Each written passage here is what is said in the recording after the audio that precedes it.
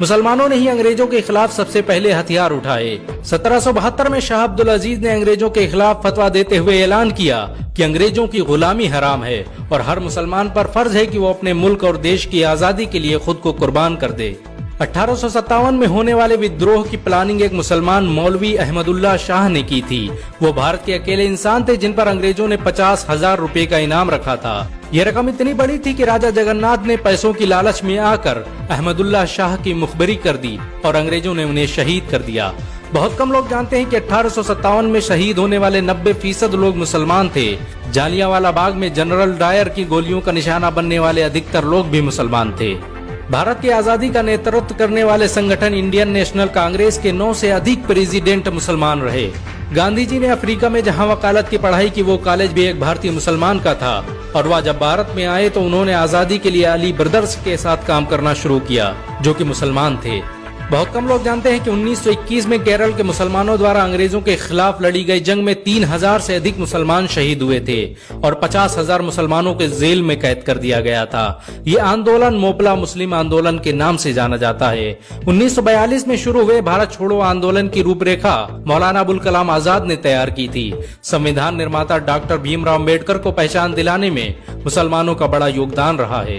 1946 में जब भीमराव अम्बेडकर दलित होने की वजह से इलेक्शन हार गए तो बंगाल मुस्लिम लीग ने उन्हें मुस्लिम इलाके से इलेक्शन लड़ने की दावत दी। इस तरह भीमराव अम्बेडकर संविधान सभा का हिस्सा बन सके। अगर मुसलमान भीमराव अम्बेडकर को इलेक्शन न जिताते तो उन्हें कभी भारत के संविधान को लिखने का मौका न मिलता। भारत की आजादी के लिए सबसे ज्यादा लेख, शायरी, गीत और किताबें मुसलमानों ने ही लिखी। अल्लामा इकबाल के जरिए लिखा गया सारे जहां से अच्छा आज पूरे भारत में गाया जाता है। आपको ये जानकर शायद हैरानी होगी कि देश के लिए शहीद होने वाला पहला पत्रकार मौलाना मीर बाकर एक मुसलमान था। भारत की आजादी के लिए मुस्लिम राजाओं और महाराजाओं ने अपने खजाने खोल दिए। कोलकाता के हाजी उस्मान सईद ने अपना सब कुछ भारत की आजादी के लिए कुर्बान कर दिया।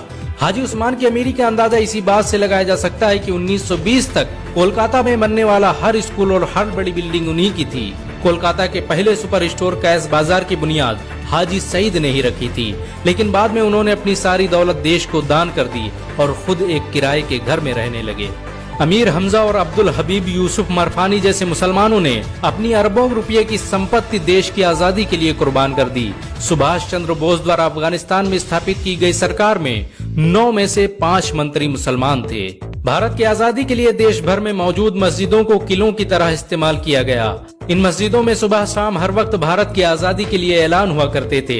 आजादी के वक्त कोई मस्जिद ऐसी नहीं थी जिसकी दीवारों पर मुसलमानों का खून न लगा हो। इन सब के अलावा ऐसे करोड़ों मुसलमान हैं जिन्होंने भारत की आजादी और उसकी अस्मिता के लिए अपना सब कुछ कुर्बान कर दिया। सच तो ये है कि भारत की आजादी मुसलमानों के बगैर मुमकिन न थी। भारत आज भी आजादी के लिए मुसलमानों का एहसानमंद है। हर रोज नया दिन, नई बातें, नए मुद्दे। मुंबई सहारा न्यूज आपको लेकर आ रहा है नए मुद्दे, ऐसे मुद्दे जो सीधा कहीं ना कहीं सामान्य जनजीवन की जिंदगी पर उसका असर होता हो। ऐसे बहुत सारे मुद्दे को लेकर हम रोज हाजिर होते हैं। आपके इलाके में या आसपास किसी तरह से इस तरह की कोई शिकायत या समस्या हो तो आप हमारे ईमेल एड्रेस पर हमें लिख सकते हैं। यदि आपके इलाके में जन समस्या से जुड़ी कोई बड़ी इंपॉर्टेंट खबर हो तो आप मुंबई सहारा न्यूज़ के व्हाट्सएप नंबर पर भी अपनी खबर या वीडियो व्हाट्सएप कर सकते हैं। हम आपकी वीडियो को प्राथमिकता देंगे। तो फिलहाल आज की खबरों में इतना ही। कल नई ताज़ा और सटीक खबरों के साथ दोबारा हाजिर होऊंगा। तब तक के लिए मुझे मुबारक शेख को दीजिए इजाज़त। नमस्कार।